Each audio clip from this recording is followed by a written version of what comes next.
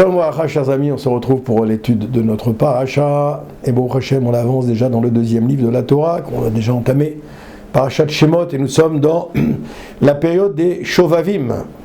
Voilà, Shovavim, Baruch Hashem, c'est 8 semaines qui sont donc en rapport effectivement avec les parachiotes de la semaine. La paracha de la semaine s'appelle Vaera. Vaera, dans la Torah, il est écrit Vaidaber Moshe Ken el Bene Israël velo Shamu el Moshe mi kotzer ruach ou me avoda kasha.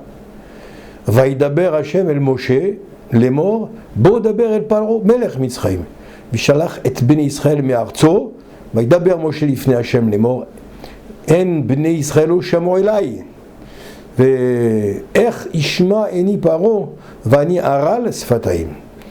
Je traduis, Moshe Rabbeinu parle au Bnei Israël et il leur annonce, il leur dit qu'Hachem allait les délivrer. Oui, c'est le moment de la délivrance pour les faire entrer en Eretz Israël. Mais ils n'écoutent pas Moshe à cause de leur souffle court, nous dit la paracha, le souffle court et de la dure servitude.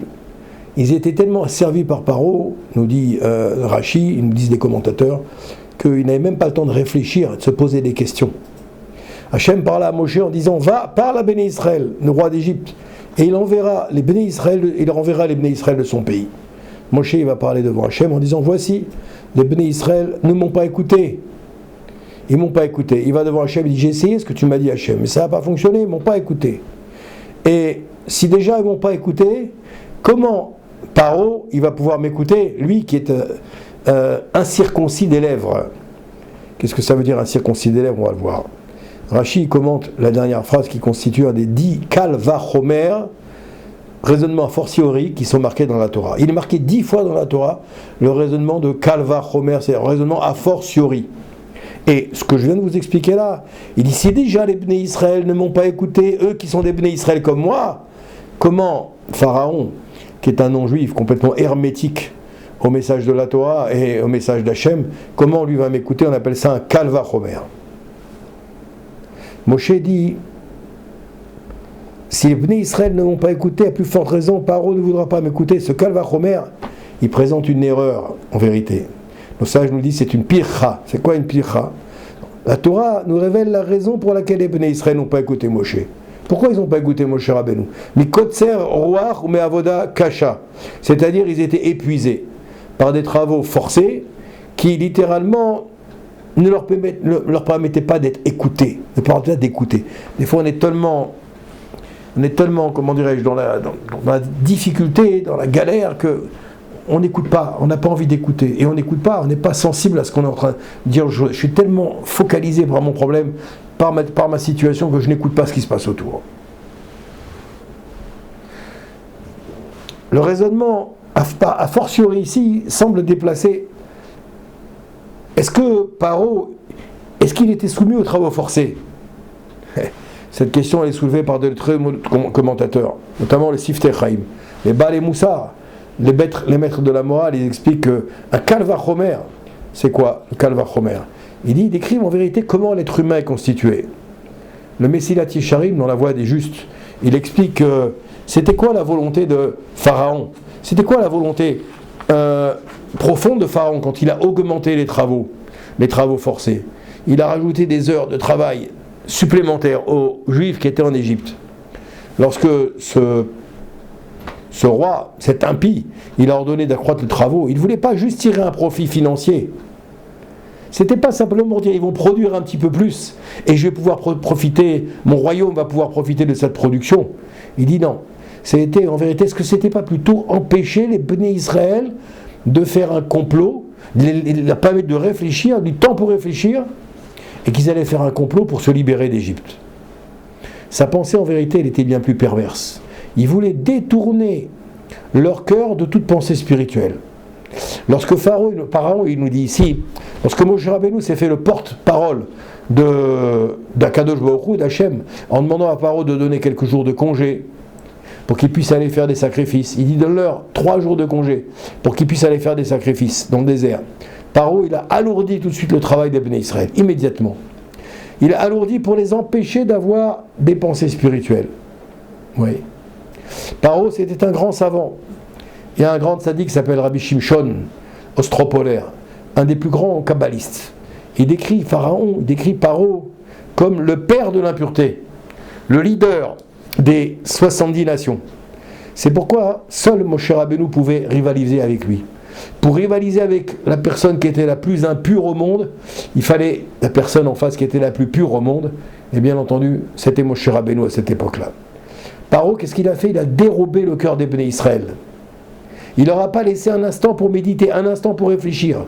C'est d'ailleurs le propre des dictateurs. Les dictateurs, qu'est-ce qu'ils font pour régner sur le peuple? Ils occupent au maximum, ils fatiguent au maximum pour que le peuple n'ait pas la capacité de réfléchir. Pour que le peuple n'ait pas la capacité de penser, de faire de la morale. Oui. Il a voulu les priver de leur faculté de penser, de leur cœur en vérité, en les écartant de toute révolte. Les Baal et Moussar, les maîtres de la morale juive, ils comparent Paro au Yetzerara. Ils disent que Paro c'est le Yetzerara. Le Yetzerara, il use du même stratagème. Le Yetzerara, il t'occupe au maximum pour que tu sois jamais tranquille. Pour que tu sois jamais libre de penser, de t'arrêter, de dire je vais réfléchir maintenant à ce que je fais. Le but étant de te priver de ton cœur. Le Rambam, je termine avec ça, il nous dit que l'homme, il est constitué de deux centres névralgiques, deux centres, deux moteurs. Le premier, c'est le cerveau. Le cerveau, c'est l'ordinateur de l'homme. L'ordinateur de l'homme, il est destiné à connaître la Torah au niveau intellectuel. Ça, c'est le Moar, Machashava. Et le cœur, lui, c'est le centre des sentiments. Le centre des envies, le centre des pulsions, des passions. Toute l'énergie de l'homme, sa volonté sont centralisées dans le cœur. Il permet d'éprouver les sensations, le cœur. Les plaisirs de la nourriture. Mais aussi, malheureusement, les regards interdits. C'est le cœur, toujours le cœur. C'est pas le cerveau. Le cœur doit s'efforcer de découvrir les sensations spirituelles. C'est là tout le travail. Et la vie, en vérité, c'est quoi la vie? Nous dit ici le Rav Kaplan, le Rav Aryeh Kaplan. La vie, c'est quoi? C'est finalement la lutte permanente entre le cœur et l'esprit. Entre le côté intellectuel du moar, du cerveau, et le côté passionnel, pulsionnel du cœur. Il est plus aisé de suivre ton cœur que de laisser dominer ton intellect, ton cerveau, ton esprit.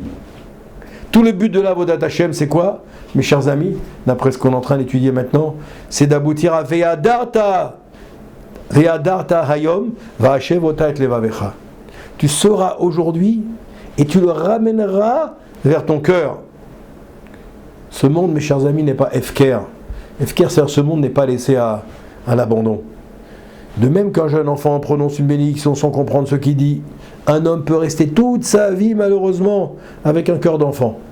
Malgré toutes ses connaissances, malgré toute sa chokhma, sa sagesse, il doit modeler son cœur et il doit faire les connexions entre ses connaissances et ses sentiments. Et bon, Hachem, on voit que le Rav nous enseigne toujours l'importance de cette connexion entre le cœur et entre l'esprit, entre l'intellect et entre les passions, les pulsions, les plaisirs, etc., qui sont créés par le cœur. C'est ce qui fait la différence entre ceux qui servent Hachem machinalement, oui, à la manière des robots, et ceux qui servent véritablement Hachem. Ils vont véritablement servir Hachem avec l'esprit et avec le cœur. Le Rambam, il explique que dans ce monde, c'est le cœur qui l'emporte. Le cœur s'emballe. On connaît ça. Le cœur s'emballe, entraîné par ses passions, par ses pulsions. Les sentiments prennent toujours le dessus. Vous avez remarqué au quotidien, mes chers amis. L'homme s'engouffre dans un sable mouvant, pris dans un espèce de tsunami, à la merci de quoi? À la merci de son cœur. Et donc, il perd toutes ses facultés de raisonnement. Et pour surmonter les épreuves de la vie, on doit au contraire, Va'ashevota, el levavera. Il faut recentrer vers son cœur toutes les connaissances acquises, les intégrer, les ressentir et les vivre. Bezrat Hashem, qu'on arrive à travers cette paracha Vaïra, à réfléchir un petit peu, à s'arrêter, et faire en sorte que ce ne soit pas le cœur qui domine la machine phénoménale, fantastique, qui est l'être humain et la neshama, mais que ce soit un équilibre entre le cœur, entre l'esprit, entre le rouhani, entre le gashmi, entre l'intellect, le spirituel et le côté passionnel et pulsionnel. Amen, Kani Ratson.